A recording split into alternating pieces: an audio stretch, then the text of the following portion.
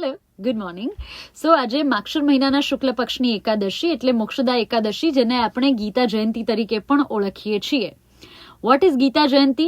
સો મહાભારતમાં શ્રીમદ ભાગવત ગીતા જે દિવસે શ્રી કૃષ્ણ દ્વારા બોલવામાં આવેલી અર્જુન માટે, એ દિવસ એવું માનવામાં આવે છે કે માક્ષર મહિનાના શુક્લ પક્ષની એકાદશી એટલે કે મોક્ષદા એકાદશી હતી, અને એટલે એ દિવસને ગીતા જયંતિ તરીકે પણ ઓળખવામાં આવે છે.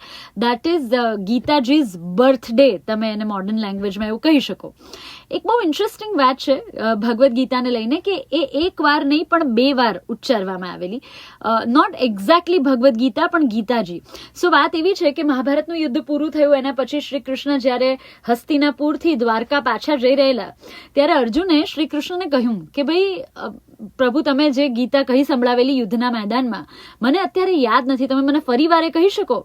ત્યારે શ્રી કૃષ્ણે બહુ ઇન્ટરેસ્ટિંગ વાત કહેલી. એમણે કહ્યું હતું કે એ વખતે જે યુદ્ધનું મેદાન હતું, માહોલ હતો, હું એક અલગ ઝોનમાં હતો, સો એ વખતે હું ભગવદ્ ગીતા ઉચ્ચારી શક્યો.